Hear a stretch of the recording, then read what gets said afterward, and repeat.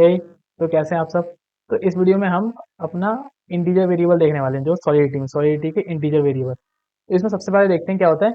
जैसे कि अभी हमने कुछ वेरिएबल को डिक्लेयर किया था कुछ पिछले कुछ वीडियोस में, इंटीजर वेरिएबल को, और हमने उसकी वैल्यू असाइन कर दी थी। डिक्लेयर करते टाइम उसकी वैल्यू असाइन कर दी 20 जो भी थी।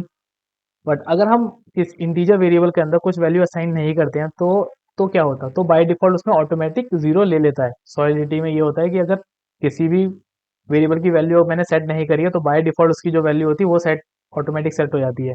इंटीजर के केस में वो वैल्यू क्या है, जीरो। तो अगर मैं इंटीजर वेरिएबल की वैल्यू दिस अगर मैं इंटीजर वेरिएबल क्रिएट करता हूँ और उसकी वैल्यू को डिफाइन नहीं करता हूँ, असाइन नहीं करता हूँ, तो वो ऑटोमेटिक जीरो ले लेगा।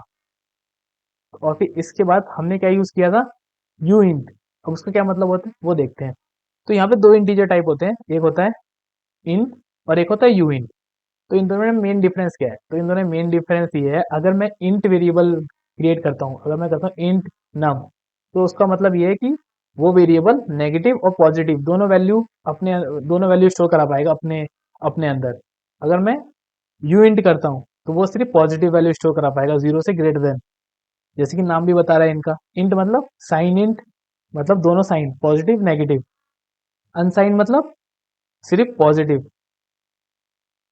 अब इनकी एक रेंज होती है। अब वो रेंज क्या होती है, वो इस फॉर्मूले से निकालते हैं कि माइनस ये, मतलब अभी कभी कंप्यूटर साइंस में कुछ पहले कुछ पढ़ा हो तो पता होगा कि ये फॉर्मूला है एक इसकी रेंज निकालने का, बिट और बाइट्स का।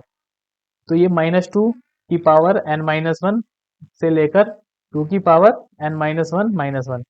तो ये इसकी रेंज है। अब यहाँ पे n की वैल्यू क्या होगी, n की वैल्यू वो होगी जितने बिट से ले रहे हैं, जैसे कि इंट 8, इंट 16, इंट 24।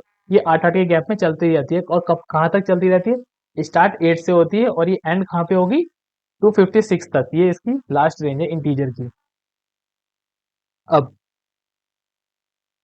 जैसे कि हमने इस वाले केस में साइन इन की केस की बात कर रहे हैं, तो इसमें क्या होगा, अगर जब मैं इस एन के अंदर इस 8 को रखूंगा, एन के अंदर 8 को रिप्लेस करूंगा, तो मुझे वैल्यू क्या मिलेगी, -128 से लेकर 127। तो इसका कहने का क्या मतलब है कि अगर मैं इंट 8 किसी वेरिएबल का टाइप इंट 8 लिखता हूँ, तो इसका मतलब ये है कि मैं उसके अंदर इस रेंज के अंदर ही वैल्यू स्टोर करा पाऊंगा। जैसे कि 127 तक, -128 से 1 + 127 तक, अगर मैं उसके अंदर 128 स्टोर कराना चाहूंगा तो वो मैं ऐड नहीं कर पाऊंगा, वो मुझे एरर रिटर्न करेगा।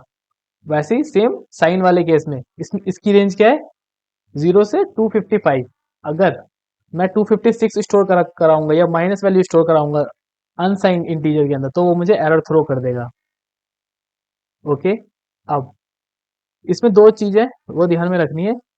अगर मैं किसी भी इंट का, जैसे यू इंट, अब हम क्या यूज कर रहे थे, सिर्फ यू इंट, ना हम उसमें उसके आगे यू इंट ना 8 यूज करा, ना 16 यूज करा, ना 24 कुछ भी यूज नहीं करा। तो उसका क्या मतलब है, अगर हम सिर्फ यू इंट यूज करते हैं तो ऑटोमेटिक इसमें कन्वर्ट हो जाता है यू इन 256 में। तो ये बात ध्यान रखने वाली है। अगर हम सिर्फ इंट यूज करते हैं तो वो इंट 256 में ऑटोमेटिक कन्वर्ट हो जाता है, हमें कुछ नहीं करना उस केस में।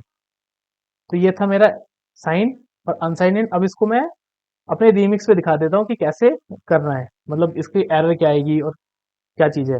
चलो चलते हैं मेरे रीमिक्स की तरफ। हम्म, तो फिर हम आ गए हैं अपने रीमिक्स की तरफ। तो यहाँ पे क्या है,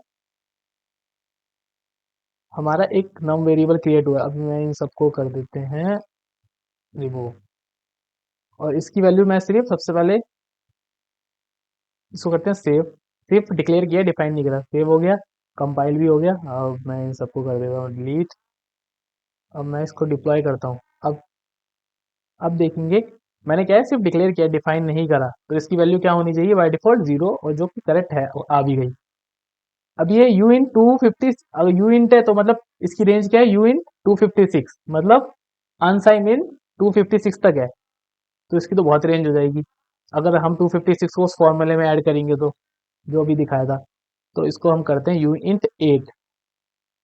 यू इंट 8 है। अब इसका क्या मतलब है, ये इसकी मैक्सिमम वैल्यू क्या आ पाएगी इसके अंदर, 127। बट अगर मैं मानो इसके अंदर 127 ऐड करा, सेव किया, इसको डिलीट कर देते हैं, तो फिर डिप्लॉय किया, और यहाँ पे हम देखेंगे नम। 127 हो गया, कोई दिक्कत नहीं। बट अगर मैं इसको 128 कर देता और मैं इसको डिप्लॉय करूं, तो भी ये हो गया।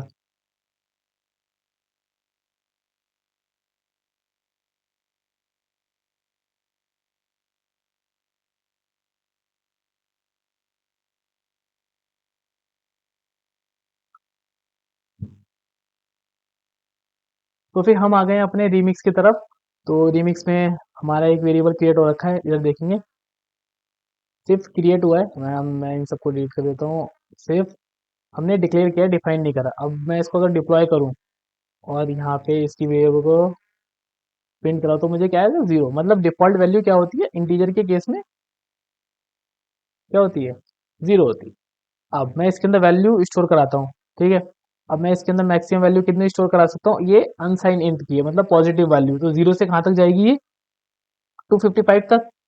तो मैं 255 तक करा, प्लस किया, सॉरी सेव किया। अब मैं इसको डिप्लॉय करता हूँ। चेंज करने के बाद डिप्लॉय करना ज़रूरी है। तो यहाँ पे आते हैं, तो ये 255 मुझे दिखा दिया। अब मैं इसके अंदर अगर 256 करूँ, तो क्या मुझे ये अलाउ करेगा, नहीं। ये मुझे यहीं पे एरर दे दी इसने, कंपाइलेशन तो जाने नहीं दिया। इधर मैं कंपाइलेशन में यहाँ पे देखते हैं, type int count 256 not explicitly convertible to expected type u int. मतलब ये यूँ कह रहा है कि ये इसकी रेंज में है ही नहीं। हमें अगर ये करना है तो इसका रेंज बढ़ानी पड़ेगी, इसको 16 करना पड़ेगा। अब ये मुझे अलाउ कर देगा। तो ये बात समझ गए। अगर मैं इसको सिर्फ इंट करूं, इंट 8 करूं, तो मुझे ये भी अलाउ नहीं करे। इंट 8 में क्या होती है, 127 मैक्सिमम होती है। अगर मैं इसको 128 करता हूँ, तो ये मुझे तब भी सेम एरर देगा। हाँ, ओके। तो ये था मेरा इंटीजर टाइप यूइंट और इंट, इसमें क्या अंतर होता है वो सब हमने देख लिया। अब हम मिलते हैं अपनी नेक्स्ट वीडियो में।